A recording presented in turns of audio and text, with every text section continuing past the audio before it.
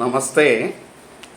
30/6/2025 തിങ്കളാഴ്ചത്തെ നക്ഷത്ര ഫലങ്ങളാണ് നമ്മൾ നോക്കുന്നത്. തിങ്കളാഴ്ച മിഥുനം, കന്നി, തുലാം രാശിക്കാർക്ക് ശുഭവും, മേടം, കുംഭം രാശിക്കാർക്ക് മധ്യമവും, ഇടവം, ചിങ്ങം, മകരം, മീനം രാശിക്കാർക്ക് ദോഷവും, കർക്കിടകം, വൃശ്ചികം, ധനു രാശിക്കാർക്ക് കഠിന ദോഷവും ആണ്. ഞാനിത് എന്നും നിങ്ങളോട് പറയാറുണ്ട്, ഇത് ജാതകഫലമല്ല, ഇപ്പോഴത്തെ ചന്ദ്രാധിഷ്ഠിത രാശിയുടെ അടിസ്ഥാനമാക്കിയുള്ള ഫലമാണ്. ഇതൊരു പൊതു നിർദ്ദേശമായിട്ട് സ്വീകരിക്കാമെന്ന്, അങ്ങനെ ഇതിനെ കാണാകൂ എന്ന്. നിങ്ങൾക്കിത് കണ്ടു എന്നുള്ളതുകൊണ്ട് ഒരു ദോഷവും വരില്ല.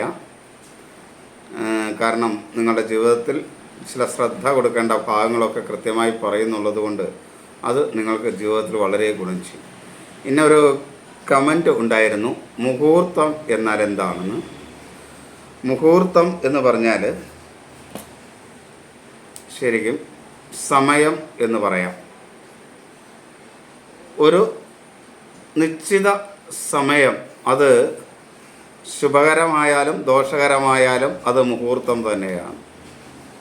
അതുകൊണ്ടാണ് ശുഭമുഹൂർത്തത്തിൽ കാര്യങ്ങൾ ചെയ്യണം എന്ന് പറയാം. ശുഭമുഹൂർത്തം, മുഹൂർത്തം എന്ന് പറയുന്ന സമയമാണ്. ശുഭകരമായ ഗ്രഹങ്ങളുടെ ദൃഷ്ടി യോഗാദികളൊക്കെ കിട്ടുന്ന നല്ല രാശിചക്രത്തിലെ ഒരു സമയം, അഥവാ 360 ഡിഗ്രി നിൽക്കുന്ന ഈ പ്രപഞ്ചത്തിലെ, അല്ലെങ്കിൽ ഒരു ദിനരാത്രത്തിലെ നല്ല ഗ്രഹങ്ങളുടെ, ശുഭഗ്രഹങ്ങളുടെ യോഗ ദൃഷ്ട്യാദികളൊക്കെ ഉള്ള ആ പ്രത്യേക ഭാഗത്തെ ശുഭമുഹൂർത്തം എന്ന് പറയും. അതോടൊപ്പം അശുഭാദി ഗ്രഹങ്ങളും ഇതേപോലെ തന്നെ ദൃഷ്ടി യോഗാദികൾ വരാലോ, അങ്ങനെയുള്ള മുഹൂർത്തത്തെ അശുഭമുഹൂർത്തം എന്നും പറയും. കാരണം അത് അശുഭകരമായ സമയമാണ്, ഇത് ശുഭകരമായ സമയമാണ്. അതാണ് ശുഭമുഹൂർത്തം എന്നർത്ഥം. മുഹൂർത്തം എന്ന് പറഞ്ഞാൽ സാമാന്യമായി നമുക്ക് 24 മിനിറ്റ് ടൈം ഒരു മുഹൂർത്ത ടൈമായിട്ട് കണക്കാക്കാം. 24 മിനിറ്റ് ടൈം ഒരു മുഹൂർത്ത സമയമായി കണക്കാക്കാം. ഇതാണ് മുഹൂർത്തം എന്ന് പറയാവുന്നത്. ഇതൊരു കമൻറ്റിൽ ചോദിച്ചിരുന്നത് കൊണ്ടാണ് ഈ മുഹൂർത്തത്തെക്കുറിച്ച് ഇത്രയും വിശദമാക്കി. ഇത്രയുമാണ് നമുക്കിതിലൂടെ വിശദമാക്കാൻ കഴിയും. ഇനി നമുക്ക് വിശദമായ ഫലത്തിലേക്ക് വരാം. ഇതുപോലുള്ള പൊതു ചോദ്യങ്ങൾക്ക്, അത് പ്രസക്തമെന്ന് ചൊന്ന ചോദ്യങ്ങൾക്ക്, കമൻറ്റുകൾക്ക് മറുപടി ലഭിക്കുക തന്നെ ചെയ്യും. വ്യക്തിപരമായ ചോദ്യങ്ങൾക്ക് കമൻറ്റിലൂടെ മറുപടി പറയാനായിട്ട് കഴിയില്ല. പിന്നെ ഞാൻ കഴിഞ്ഞ ദിവസം പറഞ്ഞിരുന്നു എന്ന് തോന്നുന്നു, ഇല്ലെങ്കിൽ ഒന്നും കൂടെ പറയുകയാണ്. എൻ്റെ വ്യക്തിപരമായ ഫലങ്ങൾ അറിയുന്ന ഒരു ഫീസുണ്ട്, അത് ഇതിൽ പറയാത്ത എന്താണ് എന്ന് ചോദിക്കുന്നുണ്ട്. ഫീസുണ്ട് എന്ന് പറഞ്ഞ് നിർത്തുകയാണെന്ന്. അതിൻ്റെ കാരണം എന്തൊക്കെ അറിയണം എന്നതിൻ്റെ അടിസ്ഥാനത്തിലാണ് ഫീസ് നിർണ്ണയിക്കപ്പെടുന്നത്. അതുകൊണ്ടാണ് ഫീസ് ഇതിലൂടെ പറയാത്തത്. ഇനി എത്ര ഉള്ള ആൾക്കാണെങ്കിലും, എത്ര സാമ്പത്തികം കുറഞ്ഞ ആൾക്കാണെങ്കിലും എന്നെ വിളിച്ച് അറിയുന്നതിന് എന്തൊക്കെയാണ് എന്ന് ചോദിക്കുന്നതിന് വേറെ ബുദ്ധിമുട്ടുകളൊന്നുമില്ല. അപ്പോൾ ഫീസ് കൃത്യമായി അറിയണം എന്ന ആഗ്രഹമുള്ളവർക്ക് എന്നെ വിളിച്ച് ചോദിക്കാമല്ലോ.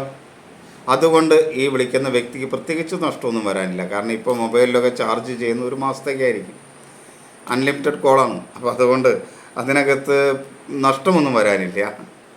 അപ്പോൾ അങ്ങനെ ആവശ്യമുള്ളവർ അതങ്ങനെ ചോദിച്ചുകൊള്ളും. അങ്ങനെ ചോദിക്കാം എന്നുള്ളതാണ് ഇതിനുള്ള ഫീസ് പറയാത്തത് എന്തുകൊണ്ട് എന്ന ചോദ്യത്തിൻ്റെ ഉത്തരം. ഇത്രയുമാണ് എനിക്ക് പറയാനുള്ളത്. ഇനി നമുക്ക് നക്ഷത്ര ഫലങ്ങളെക്കുറിച്ച് പറയാം. കമൻറ്റുകളെക്കുറിച്ച് തീർന്നു. ഒരു കാര്യം കൂടെ ഉണ്ട്, ധ്യാനം. അതിനെക്കുറിച്ചൊന്ന് വിശദമാക്കാമെന്ന് ചോദിച്ചിട്ടുണ്ട്. അത് എന്തായാലും ഒരു വീഡിയോ ആയിട്ട് ചെയ്യാനാണ് ഞാൻ ഉദ്ദേശിക്കുന്നത്. കാരണം കമൻറ്റിലൂടെ പറയാവുന്നതല്ല ധ്യാനം എന്നുള്ളത്. അത് നിങ്ങൾക്കൊരു വീഡിയോ ആയിട്ട് പ്രതീക്ഷിക്കാം. കുറച്ച് താമസമുണ്ട് കേട്ടോ, കുറച്ച് ദിവസം എടുക്കും, എങ്കിലും അതൊരു വീഡിയോ ആയിട്ട് പ്രതീക്ഷിക്കാം. ഇന്ന് ഒരു വീഡിയോ ഇട്ടിട്ടുണ്ട്, അന്ന് ഉച്ചയ്ക്ക് 12 മണിക്ക് പോസ്റ്റ് ചെയ്തിട്ടുള്ള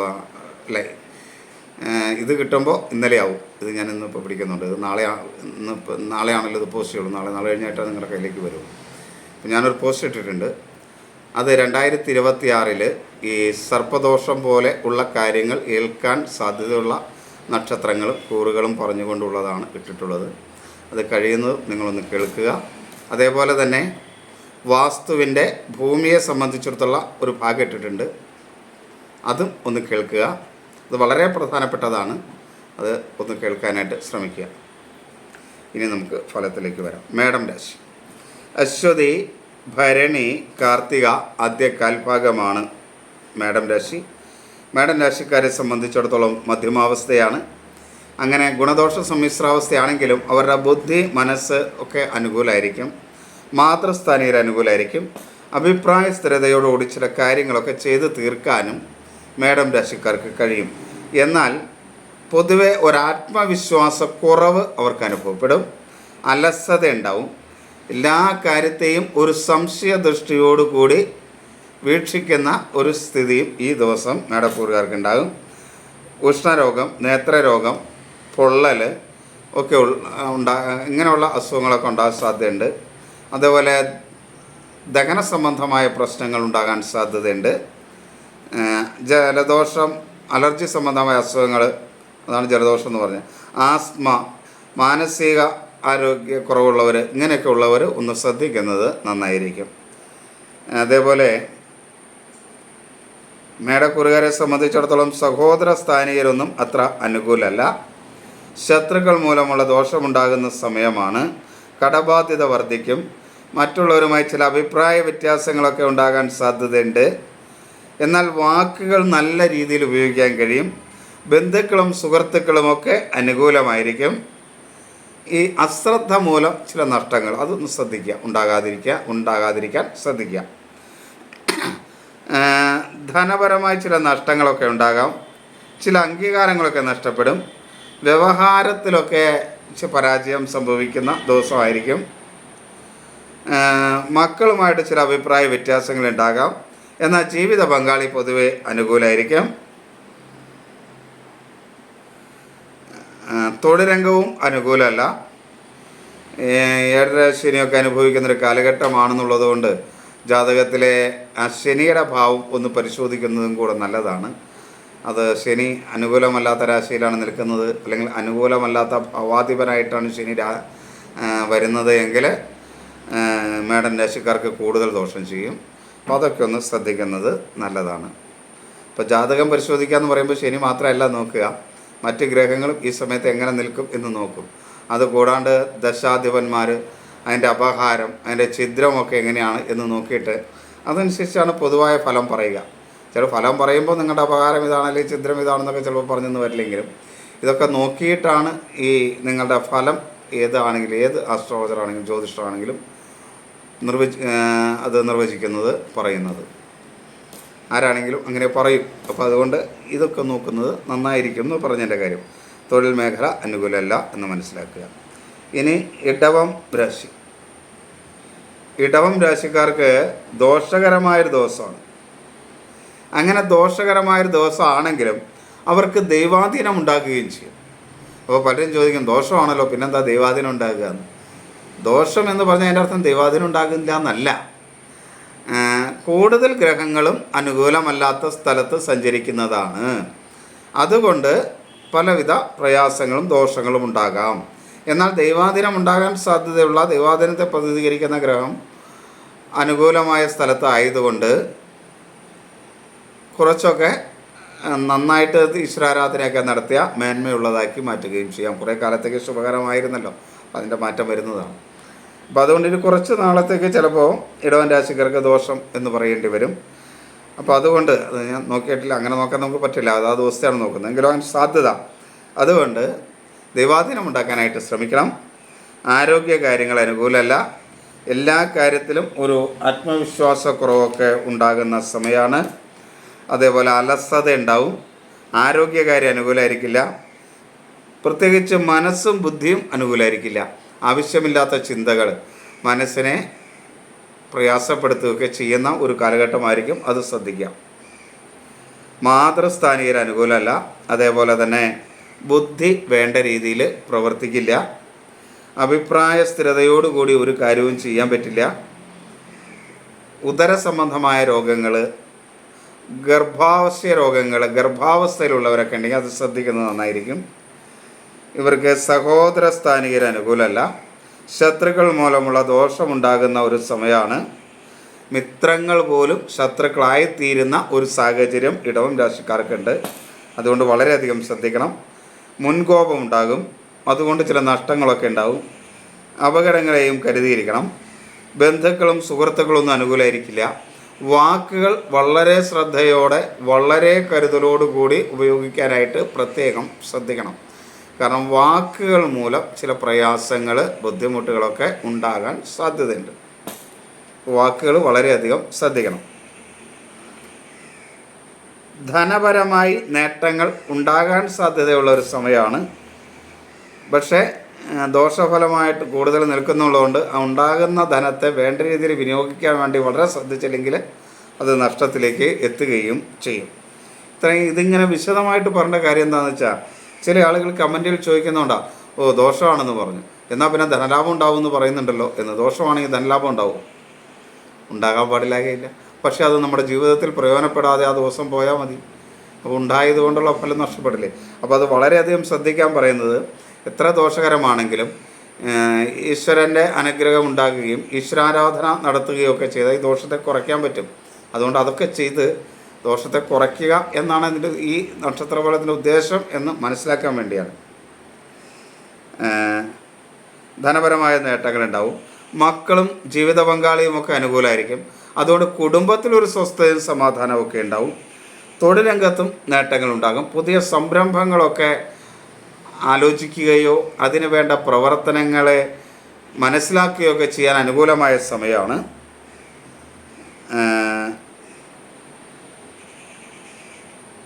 പക്ഷേ അത് ഇപ്പോൾ തുടങ്ങാൻ അത്ര അനുകൂലമായിരിക്കില്ല. പക്ഷേ ഒരു പുതിയ സംരംഭത്തെക്കുറിച്ച് മനസ്സിലാക്കുകയും അതിൻ്റെ ഗുണദോഷങ്ങളെക്കുറിച്ചൊക്കെ അറിയാനൊക്കെ ഒരു സംരംഭം തുടങ്ങാൻ ആഗ്രഹിക്കുന്നവർ അതൊക്കെ ആലോചിക്കാൻ കഴിയുന്ന ഒരു സമയമാണ്. തുടങ്ങാൻ അനുകൂലമായ സമയമാണെന്ന് പറയാൻ കഴിയില്ല. ഒരു കാരണവശാലും ഇടവൻ രാശിക്കാർ ലഹരി പദാർത്ഥങ്ങൾ ഉപയോഗിക്കരുത്. കുറച്ച് നല്ല സമയം ഉണ്ടായിരുന്നു ഇടവക്കാർക്ക് ഇങ്ങനെയൊക്കെ തുടങ്ങാൻ കഴിയുന്ന. അത് ഇപ്പോൾ അത്ര അനുകൂലമായിട്ട് നിൽക്കുന്ന സമയമല്ല. കുറച്ച് കഴിയുമ്പോൾ മാറ്റം വരും കേട്ടോ. അപ്പോൾ അന്നേരം അതാവാം. അപ്പോൾ ലഹരി പദാർത്ഥങ്ങൾ ഉപയോഗിക്കാതിരിക്കാൻ പ്രത്യേകം ശ്രദ്ധിക്കാം. ഇനി മിഥുനം രാശി. മിഥുനം രാശിക്ക് ശുഭകരമായ ദിവസമാണ്. മിഥുനം രാശിക്ക് ആരോഗ്യം അത്ര മേന്മയൊന്നുമില്ല ശുഭകരമായ ദിവസമാണെങ്കിലും. ഭക്ഷണ പദാർത്ഥങ്ങളൊക്കെ കഴിക്കുമ്പോൾ വളരെ ശ്രദ്ധിച്ച് കഴിക്കുക. ഉദര സംബന്ധമായ അസ്വസ്ഥതയൊക്കെ ഉണ്ടാകാൻ സാധ്യതകളുണ്ട്. അത് വരാതിരിക്കാനുള്ള രീതിയിൽ ശ്രമിക്കുക. പിത്തരോഗമുള്ളവർ ഒന്ന് ശ്രദ്ധിക്കുക. മനസ്സും ബുദ്ധിയൊക്കെ അനുകൂലമായിരിക്കും. മാതൃസ്ഥാനീയർ അനുകൂലമായിരിക്കും. എന്നാൽ പിതൃസ്ഥാനീയരിൽ നിന്ന് കുറച്ച് പ്രയാസങ്ങളും ബുദ്ധിമുട്ടുകളും ഉണ്ടാകും. അഭിപ്രായ സ്ഥിരത ഉണ്ടാകും. ഒരു കാര്യം ഉറച്ച അഭിപ്രായത്തോട് പറയുവാനും പ്രവർത്തിക്കുവാനും കഴിയും. മിഥുനം രാശിക്കാരെ സംബന്ധിച്ചിടത്തോളം സഹോദര സ്ഥാനീയർ പൊതുവെ അനുകൂലമാണ്. ശത്രുക്കൾ മൂലമുള്ള ദോഷം കുറയുന്ന സമയമാണ്. കടബാധ്യതയൊക്കെ കുറച്ചു കൊണ്ടുവരാൻ കഴിയുന്ന ഒരു സമയമാണ്.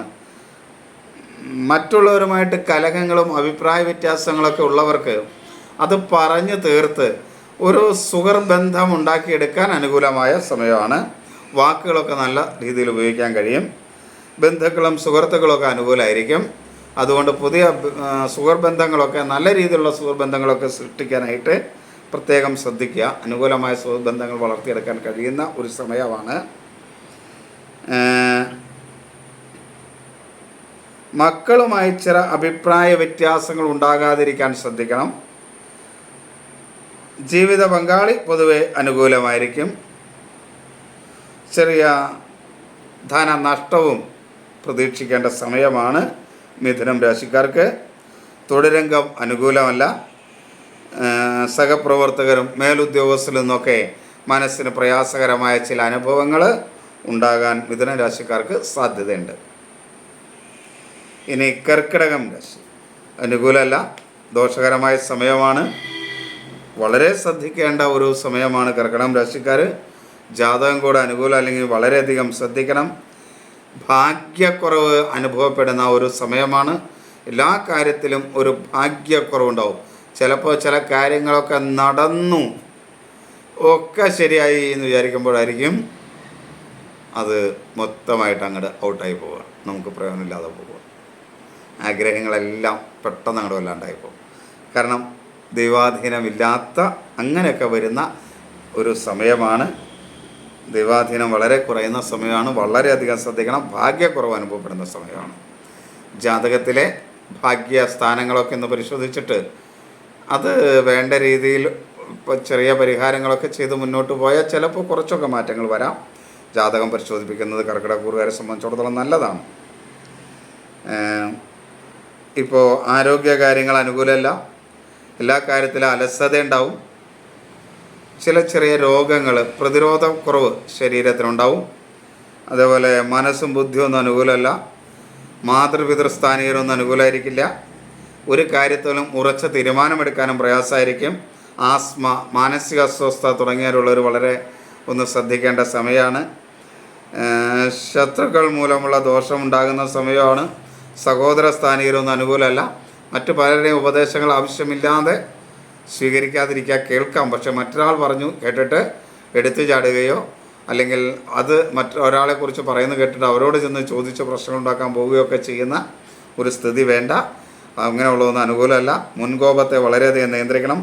വാക്കുകൾ വളരെ ശ്രദ്ധിച്ചേ കർക്കിടകക്കൂറുകാർ ഉപയോഗിക്കാവൂ. ബന്ധുക്കളും സുഹൃത്തുക്കളും ഒന്നും തന്നെ അനുകൂലമായിരിക്കില്ല. വാക്കുകൾ മൂലം ചില നഷ്ടങ്ങൾ വരാനുള്ളൊരു സാധ്യതയും ഉണ്ട്. അതുകൊണ്ട് വളരെയധികം വാക്കുകൾ ശ്രദ്ധിക്കണം.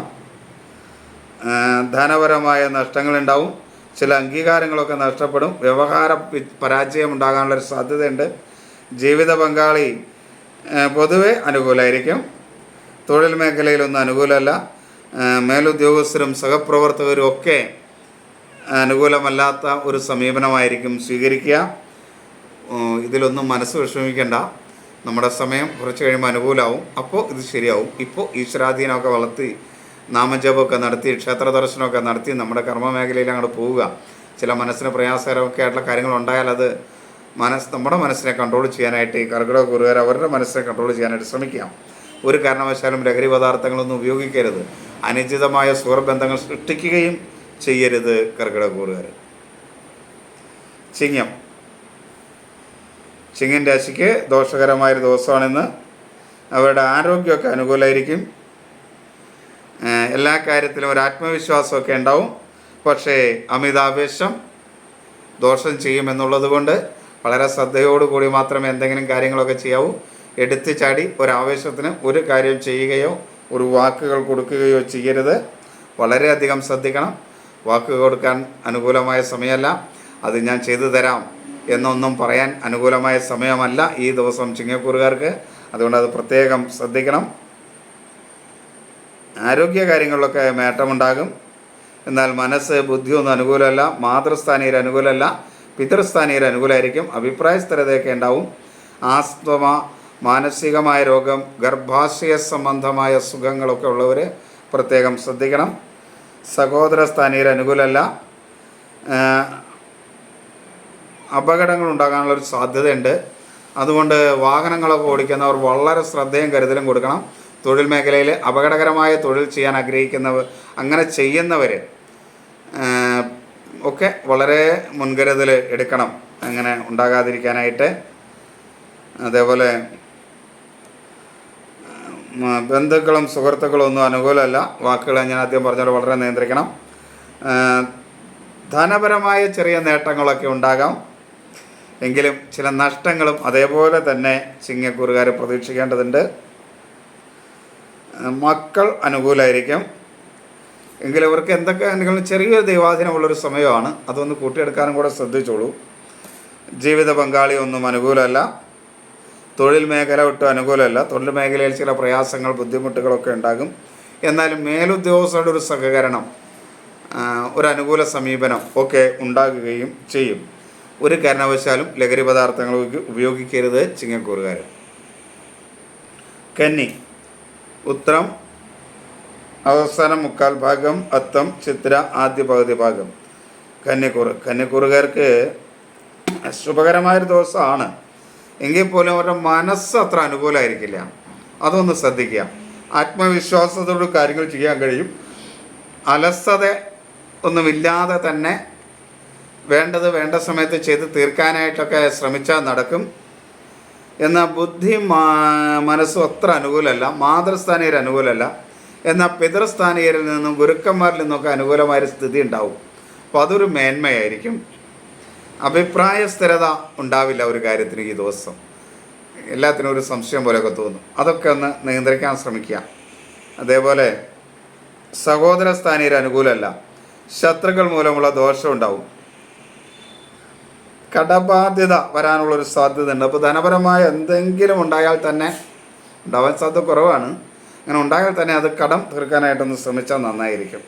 കടബാധ്യത വരാനുള്ളൊരു സാധ്യത കൂടെ ഉള്ള സമയമാണ്. ബന്ധുക്കളും സുഹൃത്തുക്കളൊക്കെ അനുകൂലമായിരിക്കും.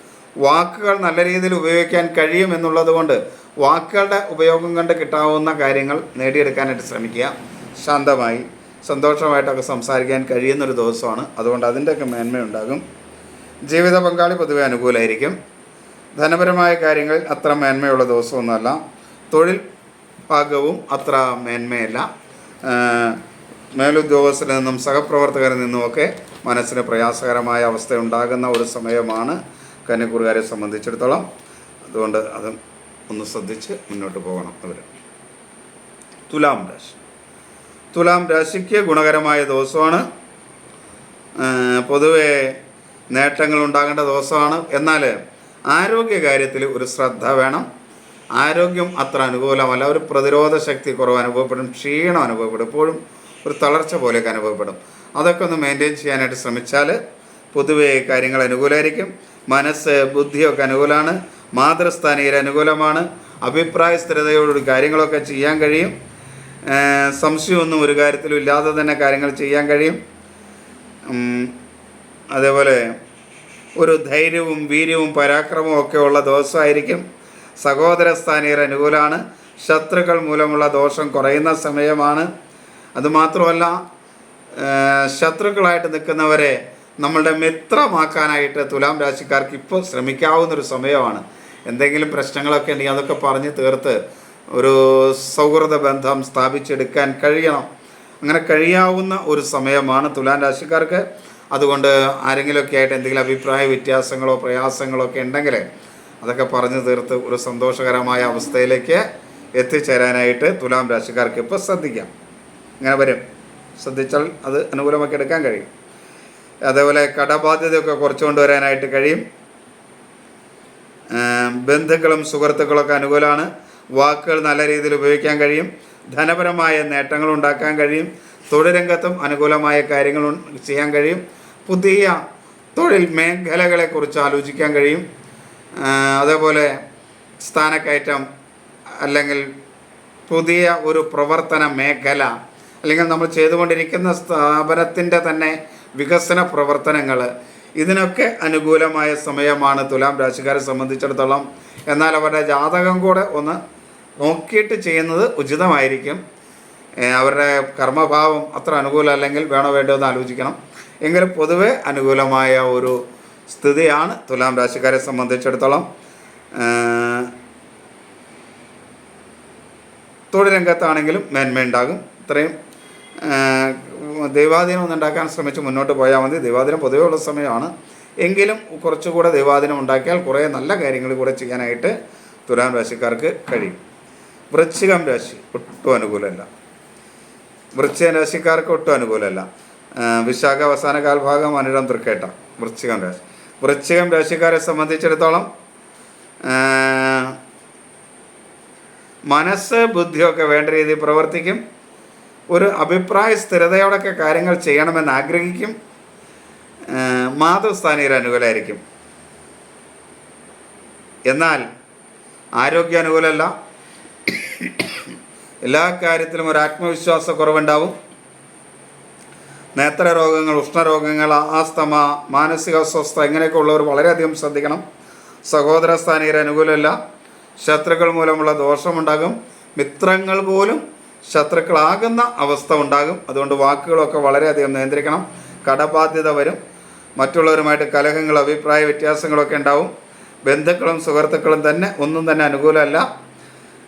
പനി പോലുള്ള അസുഖങ്ങൾ, പകർച്ചവ്യാധികൾ ഒക്കെ ഉള്ളിടത്ത് പരമാവധി പോകാതിരിക്കാനായിട്ട് വൃശ്ചിക രാശിക്കാർ ശ്രദ്ധിക്കുക. കാരണം ഈ അസുഖം അവർക്കും ബാധിക്കാൻ സാധ്യതയുള്ളൊരു സമയമാണ്. അതുകൊണ്ട് ധനപരമായ നഷ്ടങ്ങളുണ്ടാവും, പല അംഗീകാരങ്ങൾ നഷ്ടപ്പെടും. ജീവിത പങ്കാളിയും മക്കളും ഒന്നും അനുകൂലമല്ലാത്തത് കൊണ്ട് കുടുംബത്തിലും ഒരു സ്വസ്ഥതയും സമാധാനം ഉണ്ടാവില്ല. തൊഴിലംഗവും അനുകൂലമല്ല. ഒരു കാരണവശാലും ലഹരി പദാർത്ഥങ്ങൾ ഉപയോഗിക്കരുത്. പൊതുവെ സമയം അനുകൂലമല്ല. അപ്പോൾ ലഹരി പദാർത്ഥങ്ങളൊക്കെ ഉപയോഗിച്ച് കൂടുതൽ ദോഷകരമാക്കരുത് ഈ ദിവസം.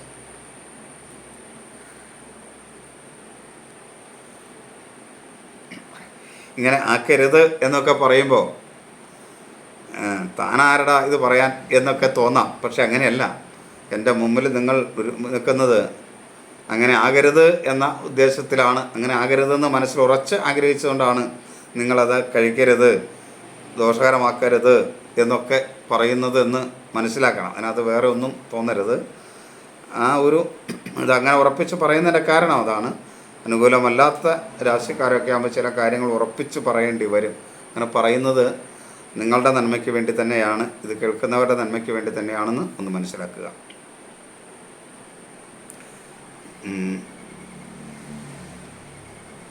ഇനി ധനുരാശി. മൂലം, പൂരാടം, ഉത്രാടം ആദ്യ കാൽഭാഗം അനുകൂലമല്ല കേട്ടോ. ഒട്ടും അനുകൂലമല്ല, കഠിനദോഷമാണ്. വളരെയധികം ശ്രദ്ധിക്കണം. എന്നാലും ചെറിയ ദൈവാധീനമൊക്കെ ഉണ്ടാകും ധനുരാശിക്കാർക്ക്. അതിൻ്റെ ഒരു ചെറിയ മേന്മ, അത് കുറച്ചുകൂടെ ദൈവാധീനം ഉണ്ടാക്കാൻ നിങ്ങൾ ശ്രമിക്കുമെങ്കിൽ കുറച്ചുകൂടെ മേന്മ ആയിരിക്കുകയും ചെയ്യും. പൊതുവെ ധനുരാശിക്കാരെ സംബന്ധിച്ചിടത്തോളം ആരോഗ്യം ഒട്ടും അനുകൂലമല്ല. ആത്മവിശ്വാസക്കുറവ്, അലസത, സംശയം, അതുപോലെ മനസ്സ്, ബുദ്ധി അനുകൂലമല്ല. മാതൃപിതൃസ്ഥാനീയർ അനുകൂലമല്ല. ഗുരുസ്ഥാനീയരിൽ നിന്നൊന്നും അനുകൂലമായ സമീപനം ഉണ്ടാവില്ല. പൊതുവെ ശരീരത്തിനൊക്കെ ഒരു പ്രതിരോധ ശക്തി കുറവും ക്ഷീണവും ഒക്കെ ചിലപ്പോൾ ആശ്വാസമൊക്കെ വേണ്ടി വരാൻ സാധ്യതയുള്ളൊരു സമയമാണ്. ആസ്തമ, മാനസിക അസ്വസ്ഥത തുടങ്ങിയവർ വളരെ ശ്രദ്ധിക്കണം. അതിൽ ഗർഭാവസ്ഥയിലുള്ളവർ ശ്രദ്ധിക്കണം. സഹോദര സ്ഥാനീയർ അനുകൂലമല്ല. ശത്രുക്കൾ മൂലമുള്ള ദോഷമുണ്ടാകും. കടബാധ്യത ഉണ്ടാവും. മറ്റുള്ളവരുമായി കലഹം, മുൻകോപം, ഇതൊക്കെ പ്രശ്നങ്ങൾ സൃഷ്ടിക്കും. ബന്ധുക്കളും സുഹൃത്തുക്കളും ഒന്നും അനുകൂലമല്ല. സുഹൃത്തുക്കൾ തന്നെ ശത്രുക്കളായി തീരുന്ന ഒരു സമയം കൂടെ ധനുരാശിക്കാർക്കുണ്ട്. അതുകൊണ്ട് അതുകൂടെ ശ്രദ്ധിക്കണം. വാക്കുകൾ വളരെ കൺട്രോൾ ചെയ്ത് ഉപയോഗിക്കാവൂ. കഴിയുമെങ്കിൽ കുറച്ച് കാലത്തേക്ക് വാക്കുകൾ കൂടുതൽ സംസാരിക്കാതിരിക്കാൻ ശ്രദ്ധിക്കുന്നത് ധനുരാശിക്കാരെ സംബന്ധിച്ചിടത്തോളം നന്നായിരിക്കും. മക്കളിൽ നിന്ന് അനുകൂലമായൊരു സമീപനം ഉണ്ടാവും. പക്ഷേ ജീവിത പങ്കാളി അനുകൂലമായിരിക്കില്ല. അതിൻ്റെ ഒരു വിഷമം, കുടുംബത്തിലൊരു സ്വസ്ഥത കുറവ് അനുഭവപ്പെടും. തൊഴിൽ മേഖലയും അത്ര അനുകൂലം അല്ല. മകരക്കൂറുകാർക്ക് ദോഷകരമായൊരു ദിവസമാണ്. ആരോഗ്യം പൊതുവെ അനുകൂലമായിരിക്കും. എല്ലാ കാര്യത്തിലും ഒരു ആത്മവിശ്വാസമൊക്കെ ഉണ്ടാവും. പക്ഷേ അമിത ആത്മവിശ്വാസം കൊണ്ട് എടുത്തു ചാടി എന്തെങ്കിലും ചെയ്താൽ അത് ദോഷകരമായിരിക്കും. പ്രത്യേകിച്ച് വാക്കുകൾ അനുകൂലമല്ല എന്ന് വരുന്നത് കൊണ്ട് ഈ എടുത്തുചാട്ടത്തിലൂടെ അത് എന്തെങ്കിലുമൊക്കെ ചെയ്ത് അല്ലെങ്കിൽ മറ്റാരെങ്കിലുമൊക്കെ കൂട്ടിച്ചേർത്ത് ചെയ്യുന്ന പ്രവൃത്തിയാണെങ്കിൽ അതിലെ നഷ്ടത്തിലൊക്കെ വന്നാൽ ബുദ്ധിമുട്ടുണ്ടാവും. അപ്പോൾ അത് അങ്ങനെ വരാതിരിക്കാനും വാക്കുകൾ വളരെ ശ്രദ്ധിക്കുക. അമിതമായ ആത്മവിശ്വാസം ദോഷം ചെയ്യാതിരിക്കാനും പ്രത്യേകം മകരക്കൂറുകാർ ശ്രദ്ധിക്കണം. ആരോഗ്യകാര്യ നേട്ടം, മനസ്സും ബുദ്ധിയൊന്നും വേണ്ട രീതിയിൽ പ്രവർത്തിക്കില്ല. ഒരു അഭിപ്രായ സ്ഥിരത കുറവുണ്ടാവും. അതേപോലെ ആസ്മ, മാനസിക അസ്വസ്ഥതയുള്ളവരൊക്കെ ശ്രദ്ധിക്കണം. സഹോദര സ്ഥാനീയർ അനുകൂലമല്ല. ശത്രുക്കൾ മൂലമുള്ള ദോഷം, കടബാധ്യത, മറ്റുള്ളവരുമായി കലഹം, ബന്ധുക്കളും സുഹൃത്തുക്കളും അനുകൂലമല്ലാത്ത സ്ഥിതിയൊക്കെ ഉണ്ടാവും. ധനപരമായി അനുകൂലമല്ല. ചില നഷ്ടങ്ങളൊക്കെ വരും. മറ്റുള്ളവരുടെ അംഗീകാരം കിട്ടില്ല. ജീവിത പങ്കാളി പൊതുവെ അനുകൂലമായിരിക്കും. എന്നാൽ തൊഴിൽ മേഖല നേട്ടങ്ങളുണ്ടാകും. പക്ഷെ സാമ്പത്തികമായ ചില നഷ്ടങ്ങൾ വരാതിരിക്കാനും കൂടെ ശ്രദ്ധിക്കുക. ഒരു കാരണവശാലും ലഹരി പദാർത്ഥങ്ങൾ ഉപയോഗിക്കരുത്. ഉപയോഗിച്ചാൽ മകരക്കൂറുകാർക്ക് ദോഷം ചെയ്യും. കുംഭം. അവിട്ടം അവസാന പകുതി ഭാഗം, ചതയം പൂരുരുട്ടാതി ആദ്യ മുക്കാൽ ഭാഗം. കുംഭക്കൂറുകാരെ സംബന്ധിച്ചിടത്തോളം ഗുണദോഷ സമ്മിശ്രമായൊരു ദിവസമാണ്. ആരോഗ്യകാര്യത്തിലൊരു ശ്രദ്ധ വേണമെന്നേ ഉള്ളൂ. മനസ്സും ബുദ്ധിയൊക്കെ അനുകൂലമാണ്. മാതൃപിതൃസ്ഥാനീയർ അനുകൂലമാണ്. ചെറിയൊരു അലസതയൊക്കെ ചില കാര്യങ്ങളിലുണ്ടാവും. എങ്കിലും അഭിപ്രായ സ്ഥിരതയോടെ കാര്യങ്ങൾ ചെയ്യാൻ കഴിയും. സഹോദര സ്ഥാനീയർ അനുകൂലമല്ല. ശത്രുക്കൾ മൂലമുള്ള ദോഷം ഉണ്ടാകും. ചെറിയ കലഹം മറ്റുള്ളവരൊക്കെ ആയിട്ട് വരുമെങ്കിലും വാക്കുകൾ നല്ല രീതിയിൽ ഉപയോഗിക്കാൻ കഴിയുന്നതുകൊണ്ട് ദോഷം കുറഞ്ഞിരിക്കും. ബന്ധുക്കളും സുഹൃത്തുക്കളൊക്കെ അനുകൂലമാണ്. ധനപരമായ നേട്ടങ്ങളുണ്ടാവും. കുടുംബത്തിലൊരു സ്വസ്ഥതയും സമാധാനമൊക്കെ ഉണ്ടാവും. ജീവിത പങ്കാളിയും മക്കളുമൊക്കെ അനുകൂലമാണ്. എന്നാൽ തൊഴിൽ മേഖലയിൽ ചെറിയ പ്രയാസങ്ങൾ പ്രത്യേകിച്ച് മേലുദ്യോഗസ്ഥരിൽ നിന്നുണ്ടാകും. ഒരു കാരണവശാലും ലഹരി പദാർത്ഥങ്ങൾ ഉപയോഗിക്കരുത്. മീനം രാശി. പൂരുരുട്ടാതി അവസാന കാൽഭാഗം ഉത്രട്ടാതി രേവതി. മീനരാശിക്ക് ദോഷകരമാണ്. വാത പിത്ത രോഗമുള്ളവർ വളരെയധികം ശ്രദ്ധിക്കണം. എല്ലാ കാര്യത്തിലും ഒരു ആത്മവിശ്വാസക്കുറവും അലസതയും ക്ഷീണവും വളർച്ചയും പ്രതിരോധ ശക്തി കുറവൊക്കെ ഉണ്ടാകും. എന്നാൽ മനസ്സ് ബുദ്ധിയൊക്കെ വേണ്ട രീതിയിൽ പ്രവർത്തിക്കും. മാതൃസ്ഥാനീയർ അനുകൂലമായിരിക്കും. അഭിപ്രായ സ്ഥിരതയോടെ കാര്യങ്ങൾ ചെയ്യാൻ കഴിയും. സഹോദര സ്ഥാനീയരും അനുകൂലമായിരിക്കും. ശത്രുദോഷം കുറയും. കടബാധ്യതയൊക്കെ കുറയ്ക്കാൻ കഴിയും. എന്നാൽ ബന്ധുക്കളും സുഹൃത്തുക്കളും അനുകൂലമായിരിക്കില്ല.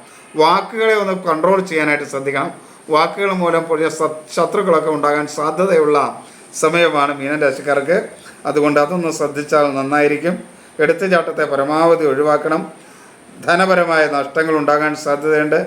അംഗീകാരങ്ങളൊക്കെ കിട്ടേണ്ടതാണെങ്കിലും ചിലപ്പോൾ നഷ്ടപ്പെടും. ജീവിത പങ്കാളി അനുകൂലമായിരിക്കും. മക്കളുമായിട്ട് ചില അഭിപ്രായ വ്യത്യാസങ്ങൾ ഉണ്ടാവാം. ഒരു കാരണവശാലും ലഹരി പദാർത്ഥങ്ങൾ ഉപയോഗിക്കുകയും ചെയ്യരുത്. ഇത് ഞാൻ എപ്പോഴും പറയുന്നു, ഇതൊരു പൊതുഫലമാണ്. ഇത് ആരുടെയും വ്യക്തിപരമായ ഫലങ്ങളല്ല. ചിലപ്പോൾ ഇതിനകത്ത് ശുഭകരമായ കാര്യങ്ങൾ പറഞ്ഞിട്ടുണ്ടെങ്കിൽ പോലും നിങ്ങൾക്ക് ദോഷങ്ങൾ ഉണ്ടാവാം. ചിലപ്പോൾ നിങ്ങൾക്ക് വളരെ ദോഷങ്ങൾ പറഞ്ഞിട്ടുണ്ടെങ്കിൽ അത് ഗുണദോഷ സമ്മിശ്രമായ അവസ്ഥയാവാം. ദോഷങ്ങൾ കൂടുതൽ പറഞ്ഞിട്ടുള്ളവർക്ക് ഗുണം പൂർണ്ണമായും ജാതകം അനുകൂലമാണെങ്കിലും കിട്ടില്ല. ഗുണദോഷ സമ്മിശ്രമൊക്കെ ആവാം. അങ്ങനെയുള്ള ഏറ്റക്കുറച്ചുകൾ ഇതിനകത്ത് ഉണ്ടാവും. ഇപ്പോൾ ജാതകത്തിൻ്റെ അനുകൂലാവസ്ഥ വളരെ പ്രധാനം കൂടെയാണ്. എന്നാൽ ഇതും വളരെ പ്രധാനപ്പെട്ടതാണ്. ജാതകം ദോഷകരമാണെങ്കിൽ ഇത് ഗുണകരമാണെങ്കിൽ മധ്യമാവസ്ഥയായിരിക്കും. തിരിച്ചാണെങ്കിലും ആ മാറ്റങ്ങളുണ്ടാവും. അത് മനസ്സിലാക്കി എല്ലാവരും ഇതിനെ സമീപിക്കുക. എല്ലാവരെയും ഈശ്വരൻ അനുഗ്രഹിക്കട്ടെ എന്ന് പ്രാർത്ഥിക്കുന്നു. എല്ലാവർക്കും നമസ്തേ. അമ്മേ.